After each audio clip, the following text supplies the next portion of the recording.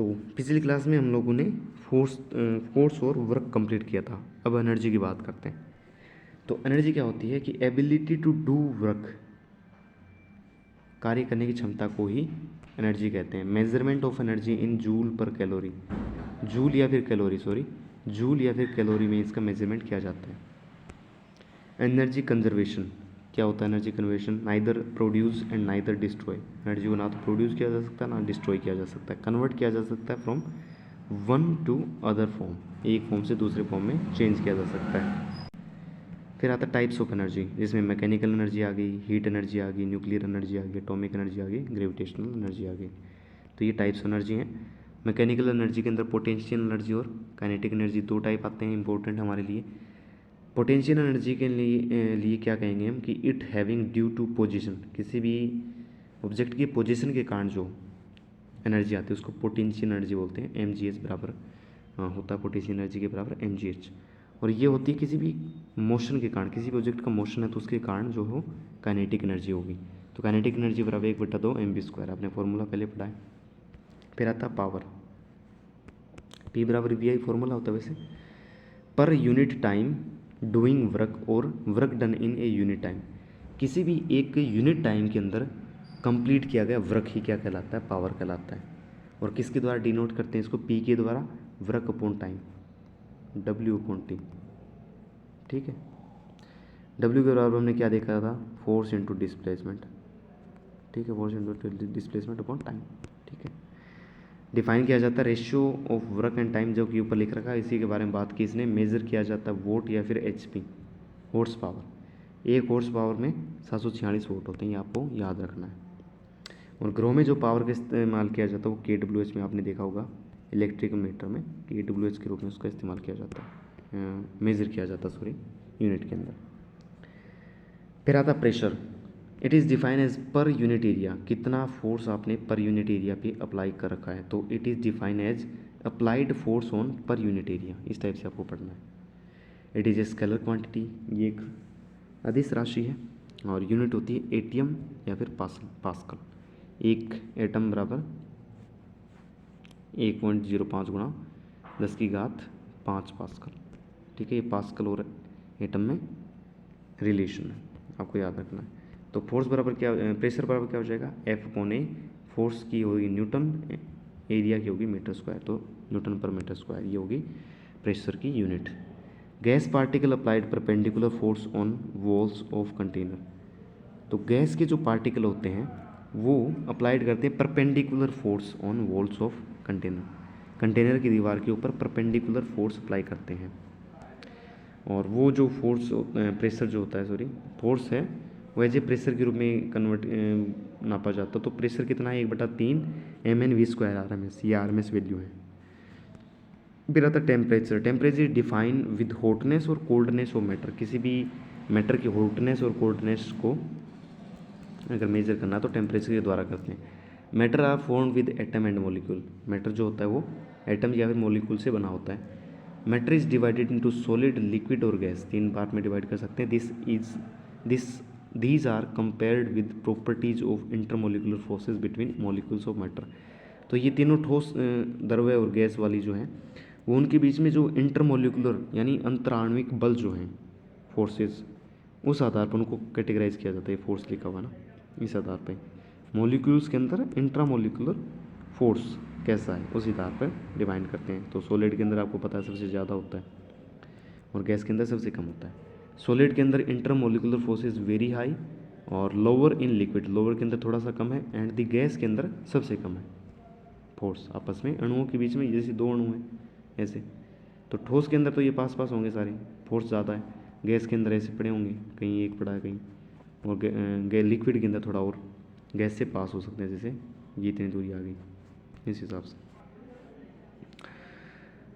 Okay, तो the temperature of any matter is due to kinetic energy, तो आपको important है, ये पूछा जा सकता है वाइवा के अंदर कि टेम्परेचर किसी भी वस्तु का क्यों होता है, मैटर का क्यों होता है। तो वो बताना आपको कि काइनेटिक एनर्जी के कारण, पार्टिकल की काइनेटिक एनर्जी जो होती है उसके कारण टेम्परेचर होता है किसी भी मैटर का। टेम्परेचर को मेज़र करने के लिए थर्मामीटर का इस्तेमाल किया जाता है, पता आपको। अब स्केल क्या क्या है टेम्परेचर को मापने के लिए, तो डिग्री सेंटीग्रेड में एक तो आपका एब्सोल्यूट है, एक है फ़ारेनहाइट। फिर आता है range of centigrade rule is 0 से 100। तो रेंज कहाँ से होती है डिग्री सेंटीग्रेड में, सेल्सियस पैमाने में 0 से 100 डिग्री तक। 0 degree is melting point, melting का मतलब ये मान लीजिए अब जमाव बिंदु, यहाँ पे मेल्टिंग गलत लिखा है, जमाव बिंदु आता ही cooling point, and 100 degrees boiling point of water. Human body का टेम्परेचर 37 डिग्री सेंटीग्रेड होता है। फिर आता है एब्सोल्यूट स्केल, केल्विन बोलते हैं, रेंज होती है 273 से 373 केल्विन, इसके अंदर भी 100 का डिफरेंस ही है। तो ये हमारा जो सेल्सियस है पैमाना उससे रिलेशन रखता है, बिल्कुल जितना चेंजेस उसके अंदर होगा उतना ही चेंजेस इसके अंदर होगा। तो केल्विन के लिए क्या लिखते हैं 273 डिग्री सेंटीग्रेड प्लस 273, तब हमें केल्विन मिल जाता है। जैसे 37 डिग्री है हमारा ह्यूमन बॉडी टेम्परेचर, ये डिग्री सेंटीग्रेड में इसको बोल देगा कोई कन्वर्ट करो इसको केल्विन के अंदर, तो इसके अंदर 273 जोड़ देंगे तो ये 300 हो जाएगा, ठीक है। फिर आती है फ़ारेनहाइट स्केल। तो फ़ारेनहाइट स्केल की रेंज होती है वो 32 से 212 डिग्री फ़ारेनहाइट तक होती है। 212 वाली जो है वो बॉइलिंग पॉइंट है वेपर फॉर्म में, और 32 वाली वो आइस फॉर्म है, मेल्टिंग पॉइंट जिसको बोलते हैं। अब यहाँ पे डिग्री सेंटीग्रेड से डिग्री फ़ारेनहाइट में कन्वर्ट करने के लिए फॉर्मूला है, तो डिग्री सेंटीग्रेड बटे 100 और डिग्री फ़ारेनहाइट माइनस 32/180, ठीक है। तो ये फॉर्मूला याद रखना। इसको अगर छोटा करेंगे तो डिग्री सेंटीग्रेड अपॉन 5 बराबर डिग्री फ़ारेनहाइट माइनस 32/9, ये फॉर्मूला आपको याद रखना है। चेंजेस करना आ सकता है, अगर आए तो आपको ये फॉर्मूला याद रखना है और इसको अप्लाई करके निकाल देना है। जैसे एक एग्जांपल लिया है यहाँ पे, ह्यूमन टेम्परेचर को चेंज करके दिखाएंगे हमें। तो 37 डिग्री को हमें डिग्री फ़ारेनहाइट में चेंज करना, तो सबसे पहले फॉर्मूला लिखेंगे, तो डिग्री सेंटीग्रेड अपॉन 100 यहाँ पे लिखा, तो डिग्री सेंटीग्रेड में 37 लिख दिया हमने, और डिग्री फ़ारेनहाइट में 32/180, ठीक है। यहाँ पे ये क्रॉस मल्टीप्लाई हो जाएंगे दोनों, तो आप देख सकते हैं क्रॉस मल्टीप्लाई करने के बाद में ये निकल के आया, और फिर 98.6 हमारा ह्यूमन बॉडी का टेम्परेचर आ गया फ़ारेनहाइट में। केल्विन के अंदर आपको पता ही है, केल्विन के अंदर सीधा जोड़ना होता है 273, तो वो जोड़ के दिखा दिया 310 केल्विन। फिर आता है हीट का topic. It is type of energy, heat क्या है, एनर्जी का एक टाइप है, which is transfer from one to other place. Flow of energy is from high temperature to low temperature. तो फ्लो जो होता है एनर्जी का वो उच्च तापमान से निम्न तापमान का होता है, सीधी सी बात है। The flow of heat is while the both matter have not get equal temperature. आपने कभी सोचा होगा कि एनर्जी ये हीट का फ्लो क्यों हो रहा है, तो हीट का फ्लो इसलिए हो रहा है क्योंकि हमारे पास जो मैटर है ना दोनों, मान लीजिए एक ठंडा है एक गर्म है, तो उनका टेम्परेचर वो इक्वल नहीं हो पा रहा है, इसीलिए हीट का ट्रांसफ़र हो रहा है इक्वल करने के लिए। अगर वो इक्वल हो जाएगा तो उसके बाद में हीट का ट्रांसफ़र होना रुक जाएगा। हीट का ट्रांसफ़र किस किस टाइप से हो सकता है, टाइप्स ऑफ हीट ट्रांसफ़र, जिसमें कंडक्शन आता है, कन्वेक्शन आता है और रेडिएशन आता है। हिंदी में लिख रखा है चालन, संवहन, विकिरण, ठीक है। कंडक्शन, सबसे पहले कंडक्शन की बात करते हैं। Motion of molecules is invisible. Molecule के मोशन जो होता है, मॉलिक्यूल्स की जो गति होती है वो दिखाई नहीं देती कंडक्शन के अंदर, सॉलिड के अंदर नॉर्मली पाया जाता है। और जैसे कि आप लोहे को गर्म कर रहे हैं, ठीक है, लोहे को गर्म करेंगे आप, तो उसके अंदर हमें पार्टिकल की मूवमेंट तो नहीं दिखाई दे रही, लेकिन वो गर्म तो हो रहा है, उसके अंदर कंडक्शन तो हो रहा है। या फिर अदर मेटल ले लीजिए, सिल्वर, आयरन, कॉपर, सारे मेटल के अंदर ऐसे ही हो रहा है। यहाँ पे एक डायग्राम दिखाया गया जिसमें T1 और T2 दो टेम्परेचर है, हाई टेम्परेचर है T1 साइड और लो टेम्परेचर T2 साइड। तो कहाँ से कहाँ होगा, T1 से T2 की साइड होगा। Rate of flow of heat, rate of flow of heat जो है DQ अपॉन DT समानुपाती एरिया T1 माइनस T2 बटे L, ये एरिया है। DQ बटे DT, यहाँ पे एक कांस्टेंट नियतांक है K A T1 minus T2 upon L, K है वो थर्मल कंडक्शन कांस्टेंट है। ये फॉर्मूला आपको याद रखना, ठीक है। फिर आता है सेकंड कन्वेक्शन, जिसको संवहन बोलते हैं हिंदी में। Motion of particle are visible, यहाँ पे हमको मोशन के पार्टिकल विजिबल होंगे, और generally found in liquid, liquid और गैस के अंदर ही पाया जाता है। The density of hot particles is lower, गर्म पार्टिकल होते हैं उनकी डेंसिटी है वो कम होती है। ये समझिए आप एक बार कि गर्म हवा जो होती है वो हमेशा ऊपर रहती है, और कोल्ड जो पार्टिकल होते हैं नीचे होते हैं, उनकी डेंसिटी ज़्यादा होती है, इसलिए वो हवा नीचे रहती है। So when we boil the water the hot water particles goes upper side and cold water particles come lower side.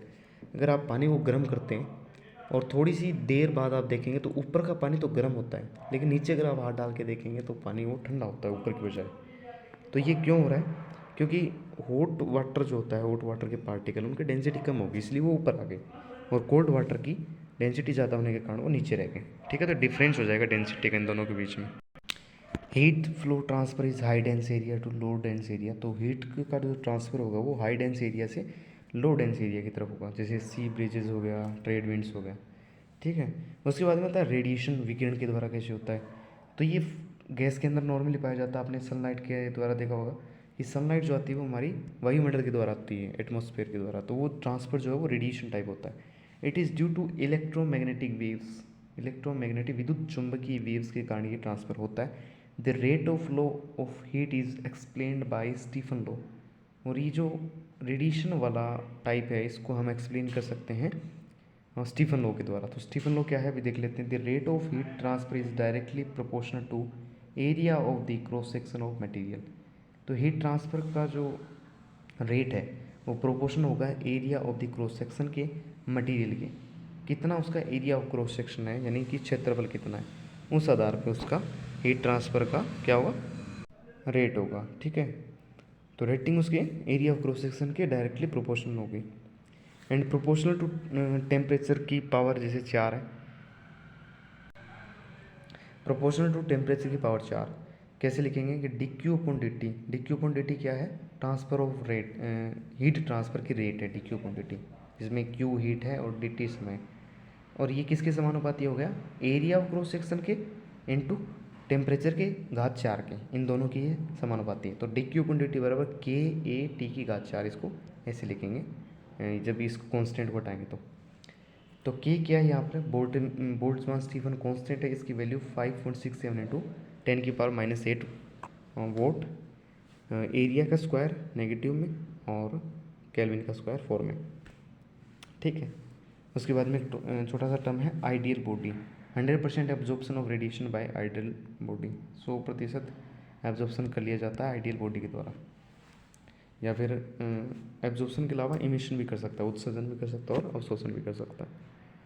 तो यहाँ पे आपको स्टीफन वाला जो है ये थोड़ा सा लो याद रखना है, किस किस के समानुपाती है हीट ट्रांसफ़र रेट, एक तो एरिया ऑफ क्रॉस सेक्शन की और एक टी की घात 4 यानी टेम्परेचर की पावर 4 के, इन दोनों के समानुपाती होता है। ठीक है, तो ये था रेडिएशन फिजिक्स में पहला है यूनिट्स एंड मेजरमेंट का टॉपिक, और उम्मीद है आप लोगों को क्लास समझ में आई होगी। पीडीएफ का मैंने लिंक डिस्क्रिप्शन दिया है, नोट्स बना सकते हैं, पढ़ सकते हैं, और चैनल को सब्सक्राइब कीजिए। Thank you so much.